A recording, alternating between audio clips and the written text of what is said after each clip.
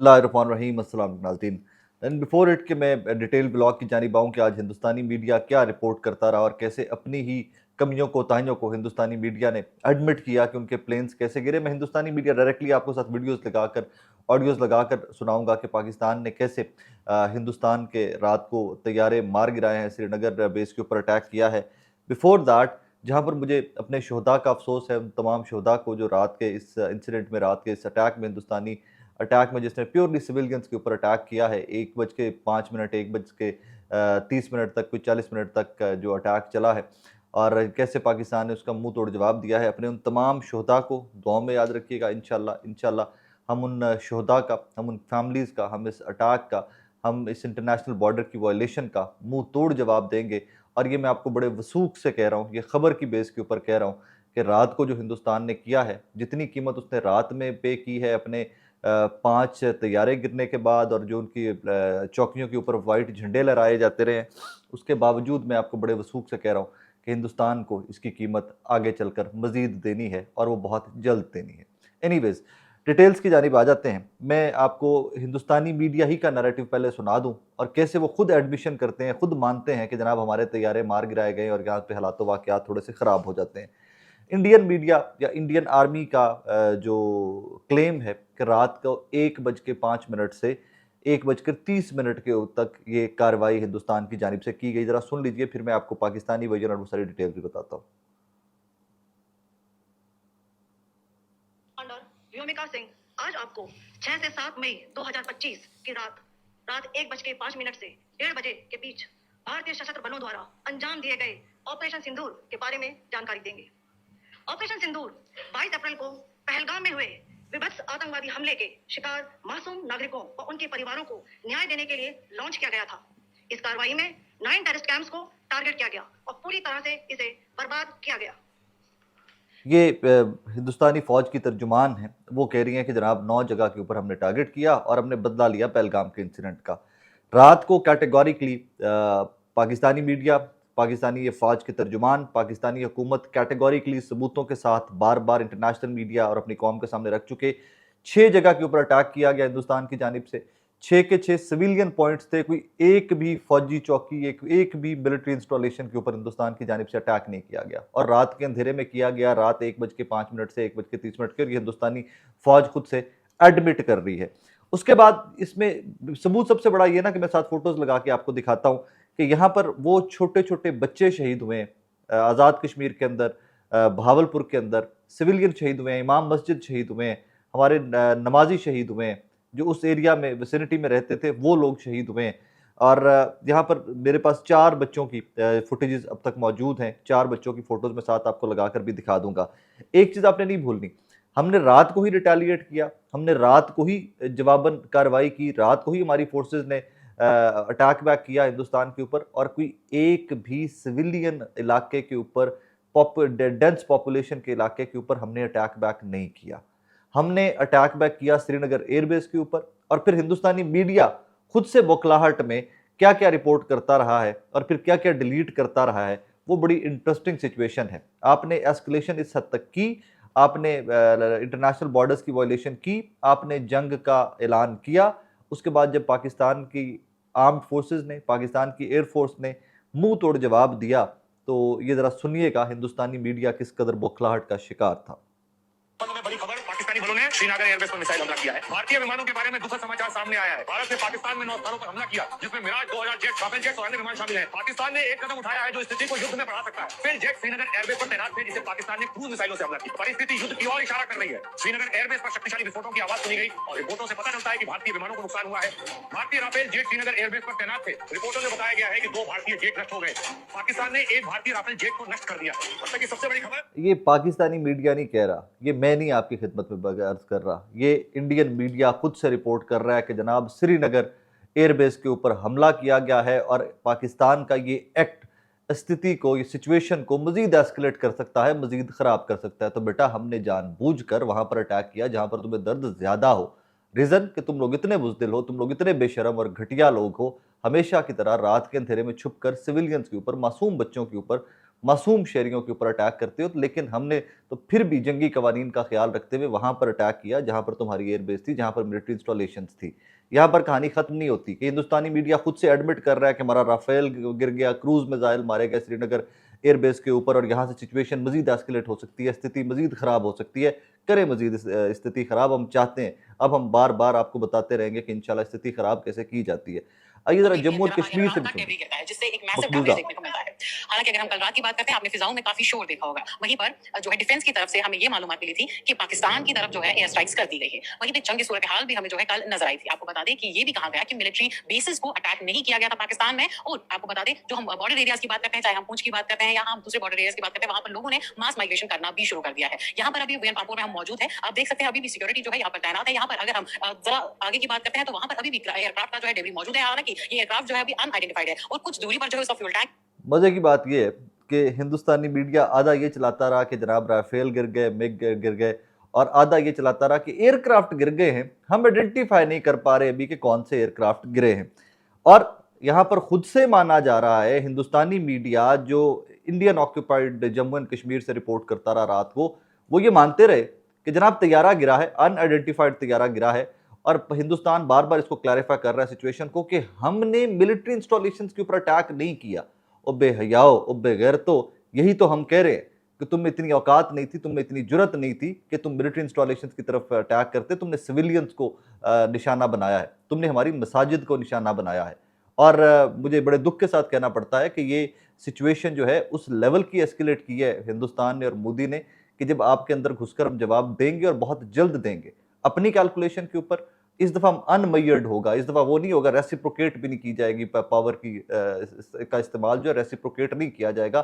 इस दफा अंदर घुसकर फटेंगे इंशाल्लाह। इंशाल्लाह। आई एम सॉरी कि अगर आज मेरी लैंग्वेज में थोड़ा सी तलखी हो तो मुझे माफ़ कर दीजिएगा। मेरे सामने उन बच्चों की फ़ोटोज़ हैं जो रात के इस बुज़दिलाना हमले के अंदर हिंदुस्तान ने शहीद किए हैं। मेरा कलेजा फटा जा रहा है। अब इस पे रुक जाइए। इंडियन मीडिया अभी यहाँ तक ये रिपोर्ट करता आया। मज़े की बात यह है कि हिंदुस्तानी कौम जो है वो अभी तक डिनाइल में है कि दिस इज़ नॉट पॉसिबल। हमारे राफेल नहीं गिराए गए, हमारे मिग नहीं गिराए गए, हमारे ड्रोन नहीं गिराए गए, हम तो गए, हमने मिसाइल अटैक किया एंड दैट इज इट। आगे सुन लीजिए, फिर मैं आपको मुकम्मल कहानी रात की सुनाता हूं। इंडियन एक्सप्रेस उन्होंने रिपोर्ट किया जी, 1 civilian dead, 9 injured as unidentified aircraft crashes in village near Bathinda air force base के पास गिरता है ये भी तैयारा। आगे चलिए, द हिंदू हिंदुस्तान का सबसे बड़े जो न्यूज आउटलेट्स में से एक है। Just in at least 3 Indian jets have crashed in Jammu and Kashmir Akhnoor, Ramban and Pampore areas, the government official told the Hindu. खुद से हिंदू रिपोर्ट कर रहा है कि एटलीस्ट 3 हिंदुस्तानी जेट्स जो हैं वो गिर चुके हैं, और ये हिंदुस्तान की हुकूमत के ऑफिशियल्स ने हिंदू को बताया। हिंदू सबसे बड़ा जो one of the biggest publishing news outlet है उनका। मैं एक और इन्हीं की पोस्ट है, एक और वो भी पढ़ के सुना दूं। Just in at least 3 Indian jets have crashed in Jammu and Kashmir Akhnoor, Ramban and Pampore areas, a government official told the Hindu.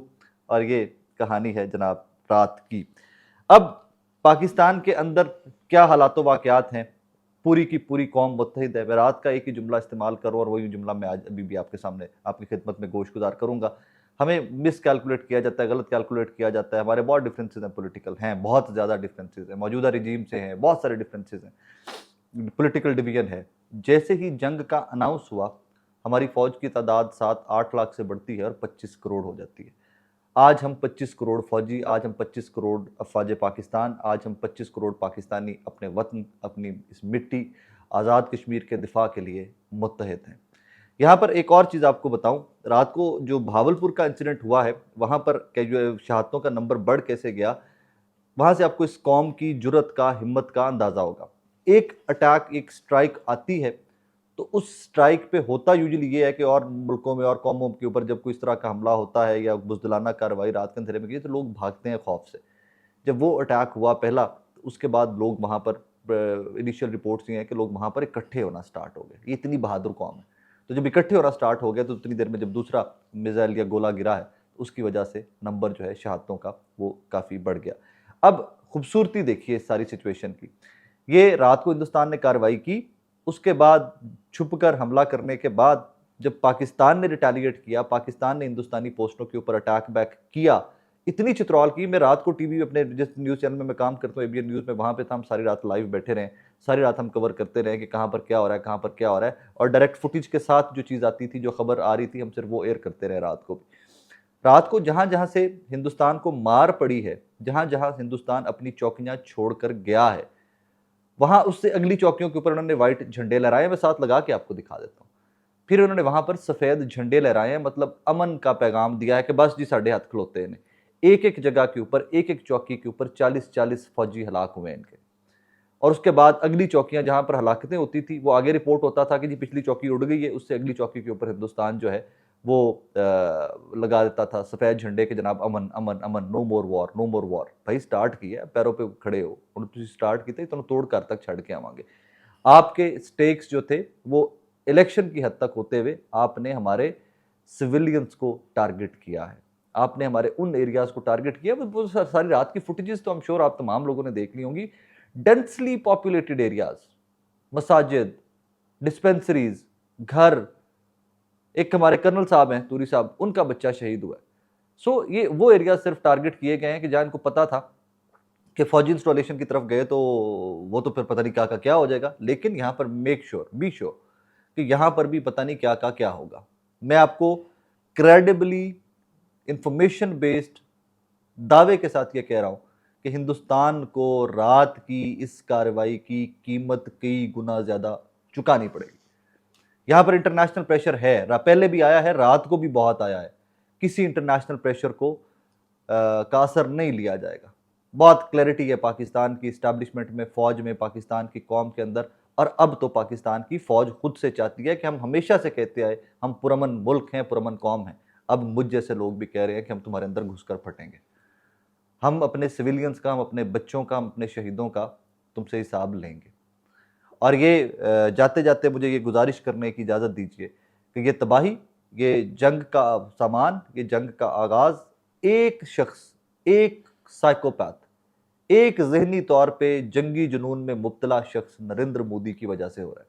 125 crore हिंदुस्तानी उस तरफ और 25 करोड़ पाकिस्तानी इस तरफ। अफगानिस्तान, ईरान और ये पूरे का पूरा रीजन डिस्टेबलाइज हो जाएगा। और ये आप देखेंगे कि ये सारे के सारे हराम जिंदगी एक नरेंद्र मोदी का जो जंगी जुनून है, जो मुसलमानों से उसकी नफरत उसके खून के अंदर है, पता नहीं बचपन का उसका क्या ट्रॉमा है चाय बेचने वाले का, कि जो उसका ट्रॉमा जा नहीं रहा और कत्लो गारत के अंदर हर टाइम वो बंदा इन्वॉल्व रहता है। इमेजिन कीजिए कि वो मुल्क जिसने कनाडा के अंदर खालिस्तान के रहनुमा, सिख रहनुमा को कत्ल किया, दहशतगर्दी का वाकया किया, पूरी दुनिया के सामने हिंदुस्तान को जूते मारे कनाडा ने, इनके डिप्लोमेटिक टाइज खत्म होकर रह गई। बरतानिया के अंदर इन्होंने इसी तरह की हराम जिंदगी की कोशिश की, इसी नरेंद्र मोदी के दौरे हुकूमत के अंदर। अमेरिका के अंदर इसी नरेंद्र मोदी के दौरे हुकूमत के अंदर इन्होंने हराम जिंदगी करने की कोशिश की, वहाँ पर सिखों के ऊपर अटैक करने की कोशिश की, अपनी इंटेलिजेंस एजेंसीज को इस्तेमाल करते हुए, रॉ को इस्तेमाल करते हुए। और पूरी दुनिया के अंदर, जिसमें कहते हैं ना लितना ना मुँह कड़े है पूरी दुनिया ने इस नरेंद्र मोदी का और इस हिंदुस्तान का।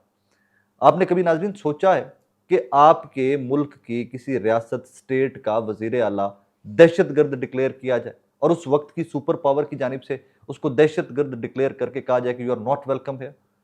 ये नरेंद्र मोदी जो भी मौजूदा वजीर आज़म है हिंदुस्तान का, जो जंगी जुनून के अंदर मुब्तला है, उसने के ऊपर ये पाबंदियां अमेरिका लगा चुका हुआ है।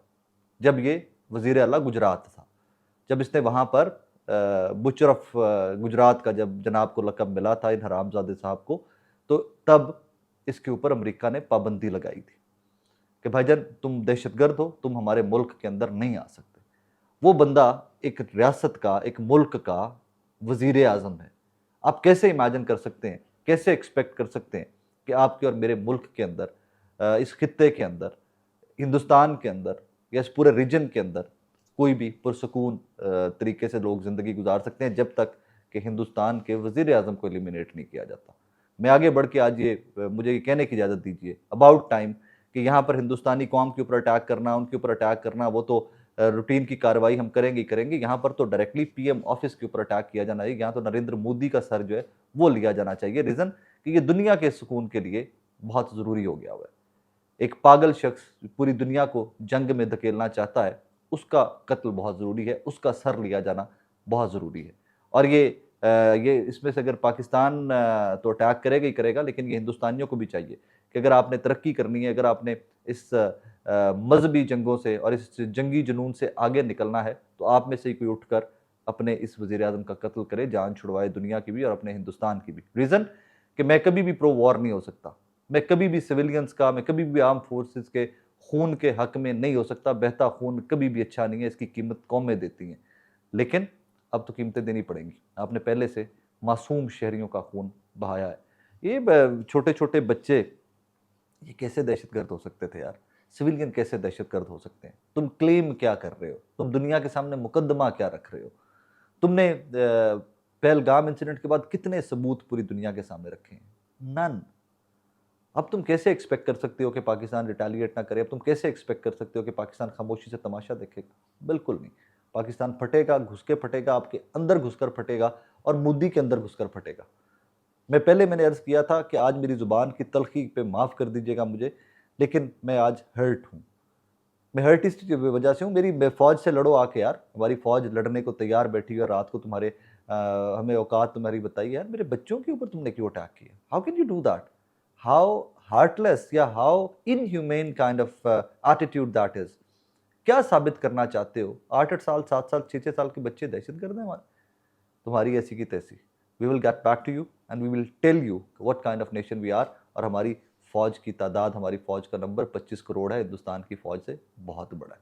वी विल गेट बैक इंशाल्लाह। और मैं फिर जाते जाते आपको ये दावा करके जा रहा हूँ कि हिंदुस्तान की इस कार्रवाई का जवाब दिया जाएगा। इंफॉर्मेशन बेस्ड कह रहा हूँ। और शायद उसकी जो कुव्वत है, जिस कुव्वत से वो जवाब दिया जाएगा, जो रात ने हिंदुस्तान ने हराम ज़िंदगी की है, उसको 10 से मल्टीप्लाई कर लीजिएगा। रात को एलओसी की खिलाफ वर्जी नहीं हुई, रात को इंटरनेशनल बॉर्डर्स की खिलाफ वर्जी हुई है। मुरीद के, बहावलपुर, इंटरनेशनल बॉर्डर्स की जब खिलाफ वर्जी हुई है, तो आपको जवाब भी इंटरनेशनल बॉर्डर्स की खिलाफ वर्जी करके ही मिलेगा। और आप इंतज़ार कीजिए कि आपको कहाँ कहाँ से कितना कितना फिटिंग रिप्लाई मिलता है। अपने आपके मिग, आपके राफेल, जाइए मोदी साहब, आपका अपना मीडिया रिपोर्ट कर रहा है, गिरे पड़े हैं, जाइए।